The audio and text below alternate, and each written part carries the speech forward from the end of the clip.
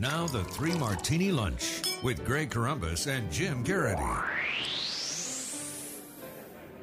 And welcome, everyone, to the Wednesday edition of the Three Martini Lunch, along with Jim Garrity of National Review, also author of The Weed Agency. I'm Greg Corombos of Radio America. Good, bad, crazy news for conservatives as usual. And Jim, it's hard to know whether the selection of a city for the 2016 convention is good news or bad news. We'll probably have a better idea once it's actually been experienced. But on Tuesday, the committee that is in charge of deciding these things for the Republican National Committee had to choose between Cleveland and Dallas. And by unanimous 8-0 vote, they picked Cleveland. And so everyone, of course, is now trying to decide if this means LeBron James is coming back to Cleveland as well, because they're, of course, intertwined with one another. But ultimately, John Kasich's happy. Democrats in Ohio are happy because it helps bring business to Cleveland and all sorts of other things.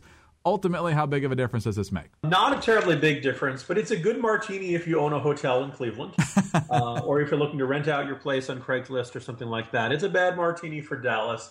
I don't think it's a particularly bad choice, although, as I said on Campaign Spot yesterday, the funny thing about it is if your average convention goer, and I say this as somebody who's covered them going back to 2000 Philadelphia, for those involved in the process, they're all kind of seen the same.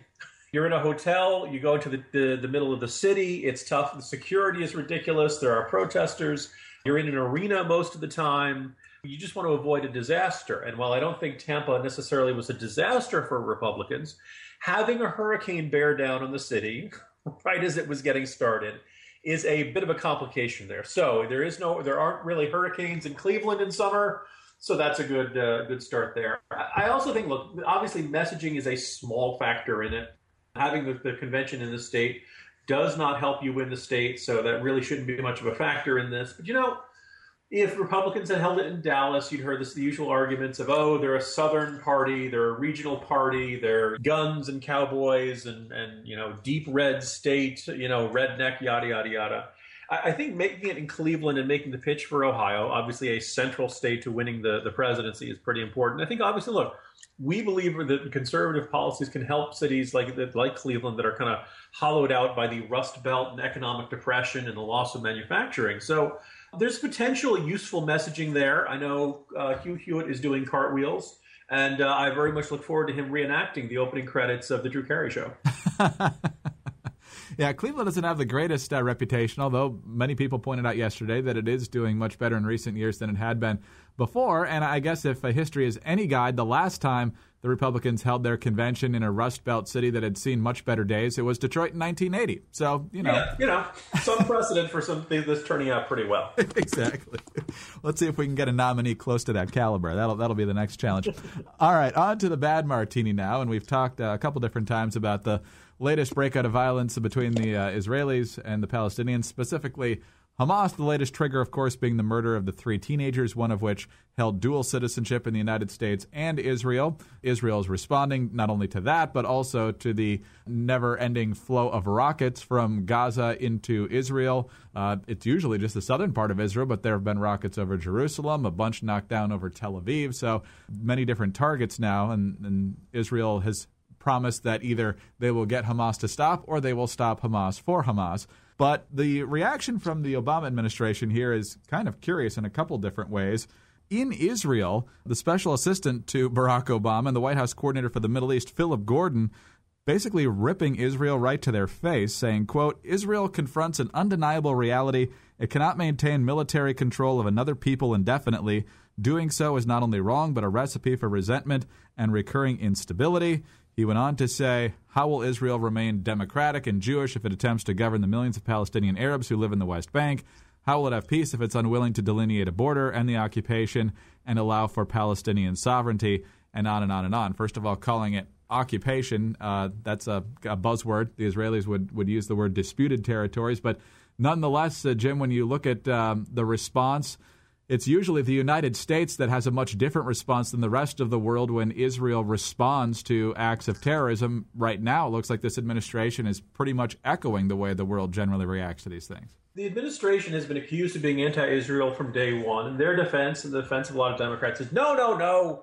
We're just committed to the peace process, and you guys are always unfair in your assessment, and we just want to see peace. We're just willing to speak honestly with our friends, and we know We know Israel's interests better than they do, which I'm sure many Israelis kind of aren't so persuaded of. If you're going to criticize Israel, could you not do it when the bombs are falling? I mean, this kind of seems kind of ridiculous to be saying, Israel's a problem here. And all of this is triggered by Palestinians. We don't quite know who. We're pretty darn sure it's Hamas.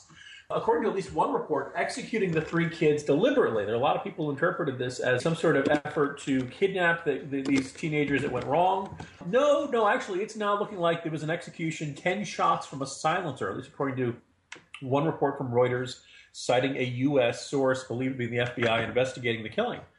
You know, in a circumstance like this, if you're mad at Israel, then you've clearly got Israel on the brain, and you're just decided, well, they're the problem, they're the scapegoat, they're the villain in all this. And, you know, could you spare some outrage for Hamas? Could we not give the Palestinians any more money because they're already too tied to Hamas? This is our bad martini, but maybe it's also like a clarifying martini. Point out, like, look, if the administration is angry at Israel under these circumstances, then it's clear they're going to be the one, they're going to blame Israel for everything that happens from here on out. And I'd like to think that pro-Israel voters would think and vote accordingly. All right, on to the crazy martini now, and our good old friend Harry Reid is back here. The Senate Democrats are a little confused, it appears, Jim, on how exactly the government functions. A law was passed, that being the Affordable Care Act, better known as Obamacare. It had a lot of provisions in there that said, hey, this will be left up to the discretion of the Secretary of Health and Human Services, which is a whole constitutional question in and of itself. But one of the things that Kathleen Sebelius, the then secretary, implemented, at the blessing of the president, of course, was the birth control mandate, forcing employers to pay all the costs of contraception, regardless of how that contraception was defined. Christians at Hobby Lobby, Mennonites at Conestoga Wood Products took that to the Supreme Court. They won 5-4 on a religious freedom victory. Harry Reid and the Senate Democrats not taking that line down. They've decided to pass legislation that would overrule the Hobby Lobby decision. And here's Harry Reid's explanation as to why they're coming at this the way they are. But the one thing we're going to do during this work period, sooner rather than later, is to ensure that women's lives are not determined by virtue of 5 white men. This Hobby Lobby decision is outrageous, and we're going to do something about it. Double crazy here, Jim. First of all, I'm pretty sure the court's already ruled on this, and secondly, apparently Clarence Thomas is now white. Yeah, and you know, look, we've picked on Harry Reid quite a bit in this final martini, but I don't know if, it's kind of he and Pelosi are in a race to be which political figures pays less attention to what actually comes out of their mouth, because I seem to remember at one point he had made some decision that, he thought Clarence Thomas was a joke or he was some sort of, wasn't a serious thinker or something like that. I guess he's not authentically black enough for Harry Reid, the expert on all things that are black and things like that. This kind of, just very basically, you can just tell he's so locked in on his typical mean, cruel, white men demonization campaign that he doesn't even bother to think about who he's talking about. I suppose we shouldn't be surprised by this. It does give us one more opportunity to say, way to go, Nevada, way to go. Would Sharon Angle really have been that bad? Yes, and he's not up again until 2016. So the best thing that Republican voters can do is demote him in a few months. That's about all they can do at this point because the people of Nevada failed to fire him. Jim, have a great day. We'll talk to you later. See you tomorrow, Greg. Jim Garrity of National Review. I'm Greg Columbus of Radio America. Thanks for being with us today. And be sure to join us again on Thursday for the next 3 Martini Lunch.